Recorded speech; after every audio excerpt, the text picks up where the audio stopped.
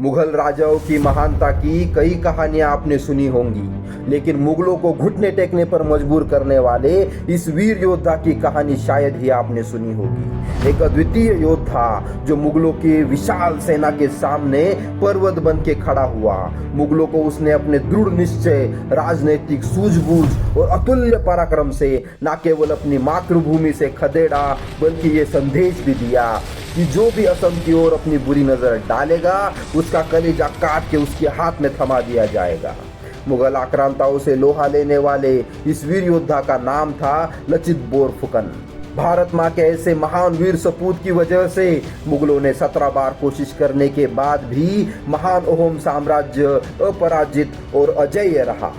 इन 17 युद्धों में से सराई घाटी का युद्ध सबसे ज्यादा निर्णायक रहा। ये युद्ध भारत के सबसे भीषण जल युद्धों में से एक माना जाता है। बर्बर मुगल आक्रांताओं से उत्तर पूर्व भारत की पवित्र भूमि की रक्षा करने वाले इस महान वीर योद्धा को उनके युद्ध कौशल और कूटनीति की वजह से भारत के दूसरे छत्रपति शिवाजी महाराज के रूप में जाना जाता है। लचित बोरफुकन की महानता को समझने के लिए हमें पहले अहोम साम्राज्य का इतिहास जानना पड़ेगा।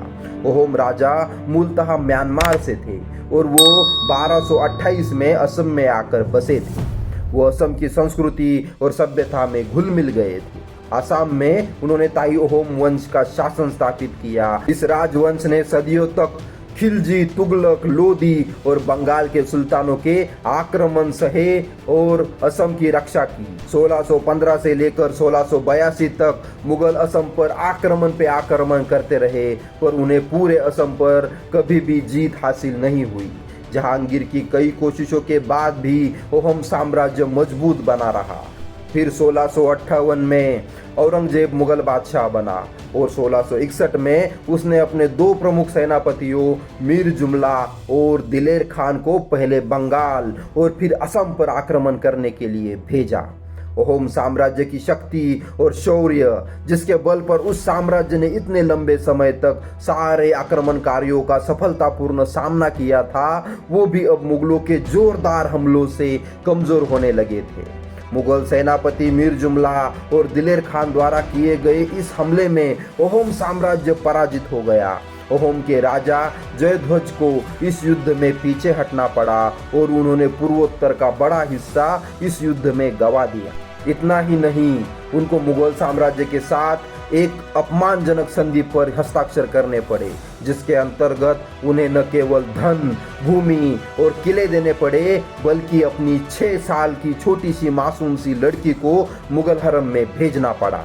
अहोम साम्राज्य की पराजय और अपमान के कारण राजा जयध्वज सिंह को बड़ा सदमा पहुंचा, जिसकी वजह से जल्द ही उनकी मृत्यु हो गई। उनके बाद चक्रध्वज सिंह को राजा बनाया गया। चक्रध्वज सिंह ने अपने सरदारों से पूछा, क्या हम मुगलों को हरा सकते हैं? तो सारे सरदार शांत खड़े रहे। तभी लाचित बोरफुकन बोला, मुगल भी हाड़ मांस से बने इंसान है, उन्हें हराना कौन सी बड़ी बात है। चक्रध्वज ने लाचित के इस आत्मविश्वास और युद्ध कौशल को देखकर लाचित को अपना बोरफुकन यानी सेनापति बनाया। सेनापति बनने के बाद लाचित के सामने बहुत सारी चुनौतियां थी। उसके सामने एक तरफ मुगलों की विशाल और संगठित सेना थी, जिसका संचालन करने वाले शाइस्ता खान और दिलेर खान जैसे अनुभवी सेनापति थे। दूसरी तरफ अहोम साम्राज्य की निराश और हताश सेना थी।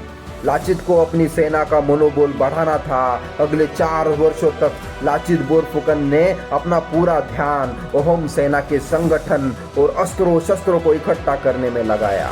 उन्होंने नौसेना को मजबूत किया, किलों के लिए मजबूत रक्षा प्रणाली का निर्माण किया। उन्होंने यह सब इतने गुप्त रूप से किया कि इस बात की मुगलों को भनक तक नहीं लगी।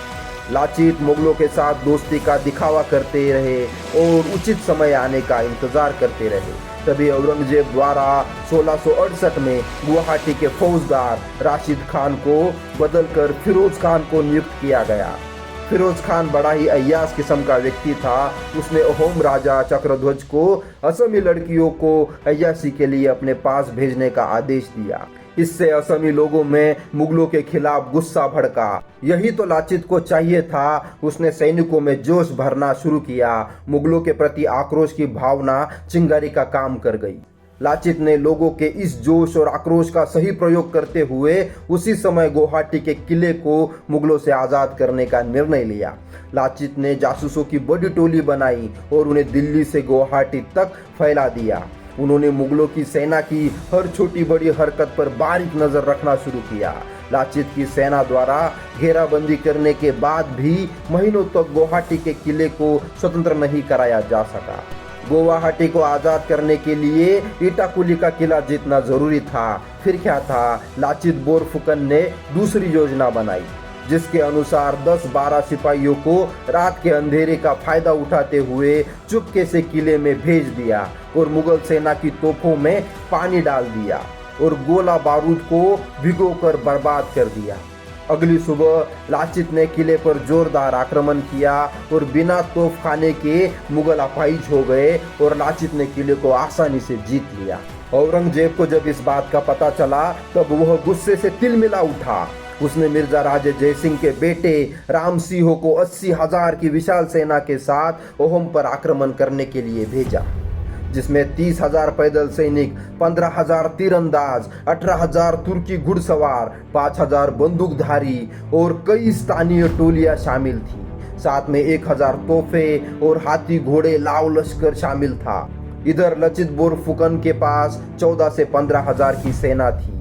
लचित ने परिस्थितियों को देखते हुए बिना एक पल गवाए किलों की सुरक्षा मजबूत करने का काम शुरू किया। उन्हें अच्छे से पता था कि मुगल सेना को मैदानी लड़ाई में हरा पाना मुश्किल है, पर मुगल पहाड़ी इलाकों में, जंगलों में और पानी वाले इलाकों में कमजोर पड़ जाते हैं। इसलिए उन्होंने पहाड़ों में से गुजरने वाले रास्तों को मिट्टी से भरकर एक बड़ी दीवार बनाने का प्लान बनाया और मुगल सेना को नदी में उतरने पर मजबूर करने का सोचा। इस दीवार को बनाने की जिम्मेदारी उन्होंने अपने मामा को दी, पर उनके मामा ने दीवार बनाने में देर की और अपनी भूल से ओहम सेना को संकट में डाल दिया। इस वजह से लाचित ने राष्ट्रद्रोह में अपने मामा को प्राण दंड दे दिए। उन्होंने कहा कि मुझे मेरे रिश्तेदार देश से ज्यादा प्रिय नहीं है। इस घटना ने ओहम सैनिकों में लाचित की इज्जत और बढ़ाई। इस लड़ाई के लिए लाचित ने नौसेना का जंगी बेड़ा तैयार कर लिया। उन्होंने मुगलों को अपने जाल में फंसाकर उन्हें ब्रह्मपुत्र नदी में आने दिया। अलाबोई के पास मुगल सेना पहुंची। वहां दोनों ओर ऊंची ऊंची पहाड़ियां थी। ये जगह मुगलों के लिए एक माउस ट्रैप की तरह काम कर गई। विशाल मुगल सेना को संकरे रास्ते से आगे बढ़ने में कठिनाइयां होने लगी। लाचित ने मुगलों के खिलाफ गुरिल्ला युद्ध छेड़ दिया। उसके सिपाही रात के अंधेरे में मुगल छावनी में घुस जाते और सब कुछ तबाह करके वापस भाग जाते। उस वजह से मुगल सेना में कई अफवाहें फैलना शुरू हो गई।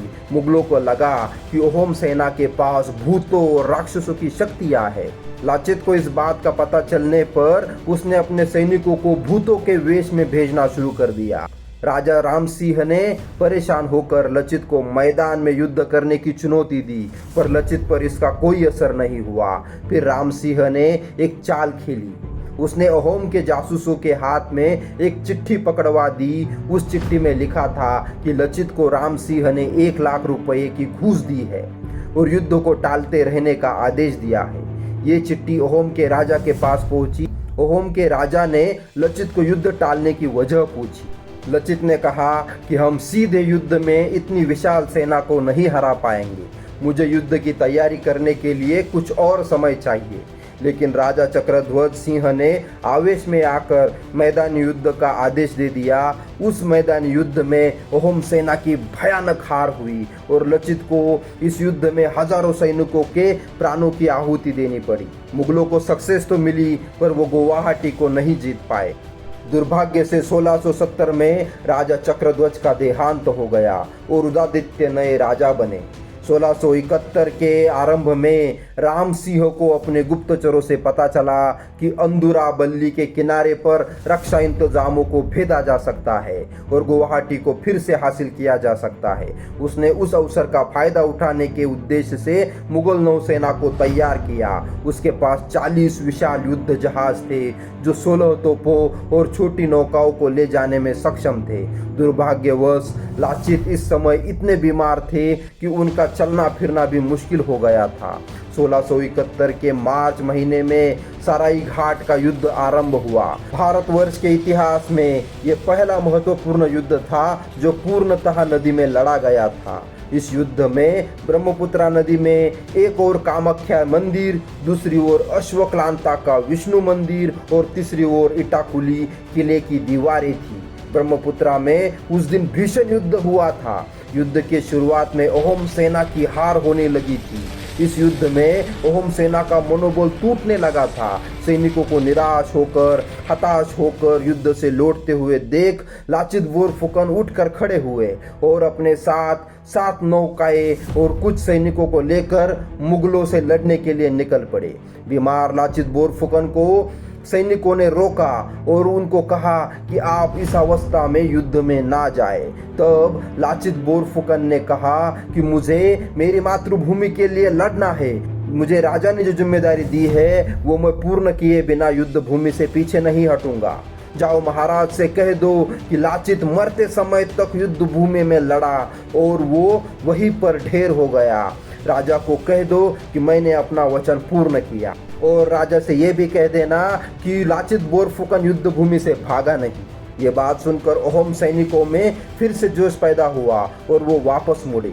लाचित बोरफुकन खुद इस युद्ध का नेतृत्व करने उतरे। उनको इस युद्ध में लड़ते हुए देख अहोम सेना भी मुगलों पर कहर बनकर टूटी।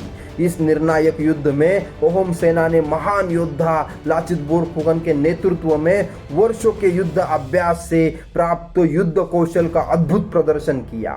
इस युद्ध में अहोम सेना ने अनेक आधुनिक टेक्निक का उपयोग किया। अहोम सेना ने युद्ध के दौरान नौकाओं को एक साथ जोड़कर नदी पे पुल बनाए और नदी के दोनों छोर से हमला करना शुरू किया।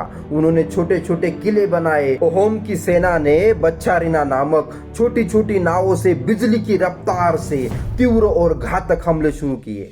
यही बात इस युद्ध के लिए निर्णायक साबित हुई। इन सभी आधुनिक युक्तियों ने लाचित बोरफुकन की अहोम सेना को मुगल सेना से अधिक प्रबल और अधिक प्रभावी बना दिया। कई दिशाओं से हुए अचानक हमलों से मुगल सेना में हड़कंप मच गया और शाम तक मुगलों के 3 बड़े सरदार और 4000 सैनिक मारे गए। इसमें मुगल एडमिरल मुनव्वर खान भी मारा गया। इसके बाद मुगल सेना पूरी तरह से तबाह होकर मानस नदी के पार भाग गई और इस नामुमकिन लगने वाले युद्ध को लाचित बोरफुकन की चाणक्य नीति ने बड़ी जीत में बदल दिया। पर दुर्भाग्यवश इस युद्ध में घायल लाचित बोरफुकन ने कुछ दिन बाद ही प्राण त्याग दिए। वीर सपूत लाचित बोरफुकन के नेतृत्व में अहोम सेना द्वारा अर्जित की गई सराई घाटी की इस अभूतपूर्व विजय ने असम के आर्थिक विकास और सांस्कृतिक समृद्धि की आधारशिला रखी। यदि सराइस घाटी के युद्ध में मुगलों की विजय होती तो वह असम के लिए सांस्कृतिक विनाश और पराधीनता लेकर आती। मरणोपरांत भी लाचित बोरफुकन असम के लोगों और अहोम सेना के हृदय में अग्नि की ज्वाला बनकर धधकते रहे और उनके प्राणों का बलिदान व्यर्थ नहीं गया। लाचित बोरफुकन द्वारा संगठित सेना ने 1682 में मुगलों से एक और निर्णायक युद्ध लड़ा जिसका नेतृत्व उनके भाई लालुक सोला ने किया और सेनापति लाचित को श्रद्धांजलि अर्पित करते हुए इटाकुली किले से मुगलों को खदेड़ दिया। परिणाम स्वरूप मुगलों ने फिर कभी असम की ओर आंख उठाकर नहीं देखा। प्रसिद्ध इतिहासकार सूर्य कुमार भुयान ने उनकी कुशल रणनीति और चातुर्य को देखते हुए उन्हें उत्तर पूर्व भारत के छत्रपति शिवाजी महाराज की उपाधि दी है।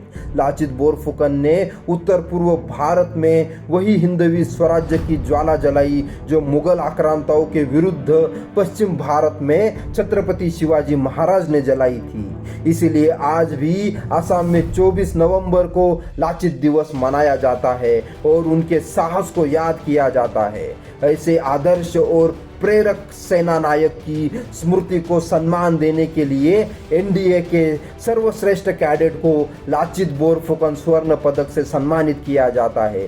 भारत माँ के ऐसे महान वीर सपूत को मेरी ओर से शत शत नमन। आपको मेरी कहानी कैसी लगी? अगर अच्छी लगी हो तो मेरे चैनल को लाइक और सब्सक्राइब करना मत भूलिएगा। धन्यवाद।